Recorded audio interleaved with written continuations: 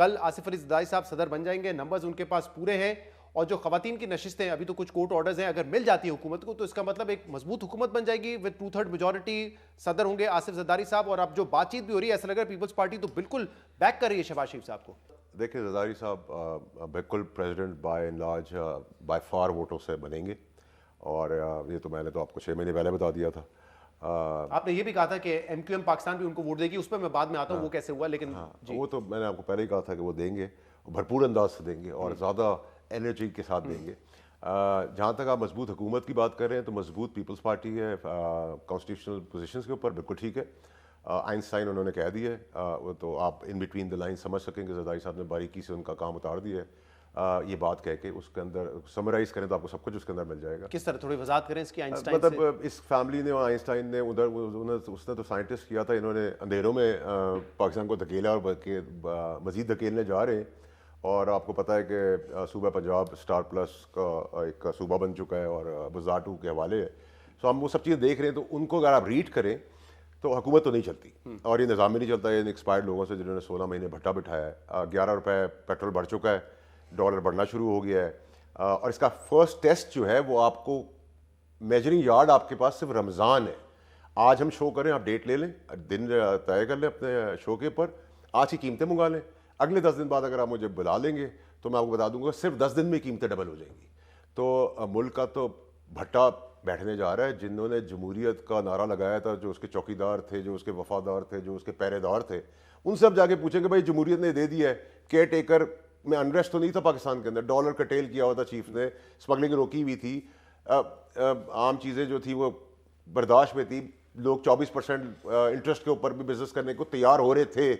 लेकिन जिन्होंने जमहूरी निज़ाम हमें दिया है तोहफे के तौर पर, जिनका आइन और कानून मानना था, जो पंजाब में भूल गए थे, और जब सुबह 11 बजे 6 पढ़ लेते हैं और उसी को 7 बजे 9 पढ़ लेते हैं, तो अब उनसे जाके पूछेंगे भाई आवाम का भट्टा बैठ गया है, वो तबाह और बर्बाद हो गए हैं, तो अब हमारे पास एक ही चॉइस है कि हम आपके शो पे अंधे हो जाएं, गूंगे हो जाए और बहरे हो जाए, तो फिर तो पाकिस्तान बहुत अच्छा चल रहा है। साहब 2 रोज पहले जो कोर कमांडर कॉन्फ्रेंस का एलामिया आया, उसने तो इस जमहूरी ट्रांजिशन को इंडोर्स किया है। उन्होंने कहा हमने भी अपनी जिम्मेदारी पूरी की, एक हुकूमत आ चुकी है, अदम इस्तेकाम पैदा ना किया जाए और पॉलिटिकल स्टेबिलिटी लाई जाए ताकि माशी स्टेबिलिटी आए, तो वो तो इंडोर्स कर रहे हैं। देखिए उनका काम था सिक्योरिटी प्रोवाइड करना, उन्होंने सिक्योरिटी प्रोवाइड कर दी, तो उन्होंने अपना काम पूरा कर दिया। अब 77 बिलियन आपने खर्च किए, तो 77 बिलियन का आपने नुकसान कर दिया मुल्क का।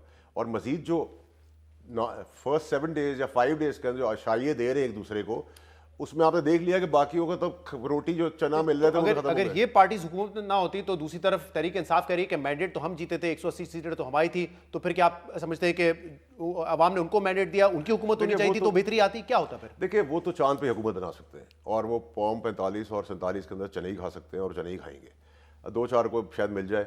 और जो आज कह रहे हैं कि ये ब्लैंको लग गया और ये हो गया और फॉर्म 45 में तब्दीली हो गई, तो टेम्परिंग 18 में भी हुई थी, वो नजाकत के साथ हुई थी, लेकिन हुई थी भरपूर तरीके से हुई थी, दबादब हुई थी, नजाकत के साथ 13 में भी हुई थी, तो इस दफा नजाकत नहीं थी, नजाकत नहीं थी ना, ठीक है। तो फिर तो सही कह रहे हैं ना, अगर वो कह रहे हैं वाइटो है या पहले भी वाइटो है। मैं अभी एक समराइज कर रहा हूँ चीजें, डॉक्यूमेंट सारे, उसके अंदर मैं आपको बताऊंगा 13, 18 और 24, और फिर मैं आपको बताऊंगा कि 13 के और 7 के भी पेंडिंग केसेस हैं पाकिस्तान के अंदर इलेक्शन से रिलेटेड।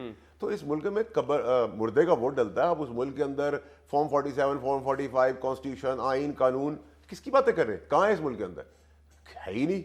जब निज़ाम ही नहीं है अदल इंसाफ का, तो आप क्या बात करें? आप सुबह आपके लिए पढ़ रहे हैं 6, रात शाम को 7 बजे मुझे मिला कहते हैं 9, 6 और 9 के अंदर आपको ये हुकूमत, अब जिसको मैं कह रहा हूँ कि 2/3 मेजॉरिटी, ये चलती भी नहीं नजर आ रही क्या? Sir there is no question. देखिए इसमें आप ये मुझे कहें कि अगर मैं 2-2.5 साल, पौने 2 साल, सवा साल, मैं तो खैर अब 2 साल के उसमें नहीं हूँ, उससे पहले ही भट्टा बैठ जाएगा, बट अगर आप मुझे कहें कि इस निज़ाम को शायद इस तरह चला ले कि फेडरेशन के अंदर या बाकी जगहों पर पीपल्स पार्टी रोल प्ले करेगी, yes I would not minus that.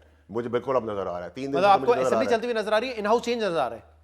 Assembly भी मुश्किल है, लेकिन अगर उस मुश्किलात के अंदर अगर आसमानी ताकत आ जाए, सब उतर जाए, सब आ जाए बीच में संभालने के लिए कोशिश कर ले, तो शायद निज़ाम के अंदर चेंज होने के बाद चल पाएगा। वह ये जब चल नहीं आप ऐसी बात करते हैं फैसल साहब, तो फिर लोग इसको सिर्फ एक तज्जिए के तौर पे नहीं लेते, वो समझते हैं कि आपके पास इंफॉर्मेशन भी है, वेल इन्फॉर्म्ड इंफॉर्मेशन है। देखिए तो क्या ये इंफॉर्मेशन की बुनियाद पे आप कह रहे हैं? परसेप्शन का तो मैं कुछ नहीं कर सकता। देखिए कई दफ़ा ऐसा होता है कि जिस तरफ आप इशारा कर रहे हैं उनके पास भी वो इतलात नहीं होती जो हमारे और आप जैसों के पास होती, क्योंकि हम ग्राउंड से चुके हुए होते हैं। हम जब पुलिस को, डीसी को, एसपी को, डीआईजी या डीएसपी को फ़ोन करते हैं कि ग्राउंड में क्या है, तो वो कहते हैं ग्राउंड में ये है। तो अगर आप मुझसे पंजाब के सीट्स की फिगर्स लें तो मेरे पास तो ग्राउंड वर्क था, मेरे पास रिपोर्ट्स नहीं थी।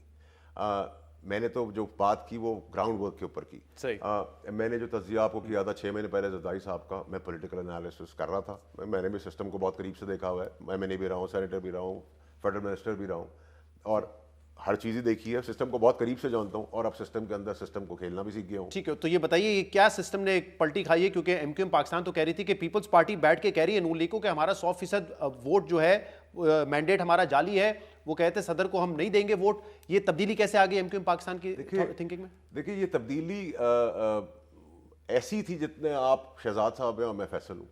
मतलब ये अंडरस्टूड सी चीज़ है ना। मतलब आप कह रहे हैं कि एमक्यूएम टर्म डिक्टेट करेगी कि हम असूल के ऊपर नहीं वोट देंगे। आप कल देखेंगे सब एनर्जी से ज़्यादा देंगे और गले भी ज़्यादा शौक से मिलेंगे कि देखिए उनके पास भी सूबे सिंध में कोई गुंजाइश पता नहीं है, उन्होंने अंदर जाना है, तो ये बदरवाण के अंदर सबको कुछ ना कुछ मिल रहा है, तो वो नहीं चाहेंगे वहाँ उनको मिले। तो ये अंडरस्टूड, ये स्टेटमेंट्स हम कुछ और देते हैं। प्रॉब्लम ये है शहजाद साहब कि अब ये जो पब्लिक है ना वो इस ड्रामे को जान गई है।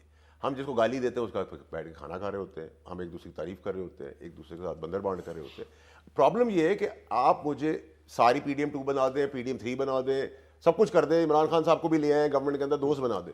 प्रॉब्लम ये है कि एक आदमी को ना रोटी मिल रही है, ना दूध मिल रहा है, ना चावल मिल रहे हैं, वो अवाम का मेजर अवाम नहीं है इस मुल्क के अंदर। आप मुझे तज्जिया लेना चाहते हैं कि मैं आंख पे पट्टी बांध लूं, कान से बहरा हो जाऊं और गूंगा हो जाऊं और पॉपुलर वेव के अंदर कहूं सब दबा दब अच्छा है, सब बुरा है, सब बुरा है, सब बुरा है, सब बुरा है।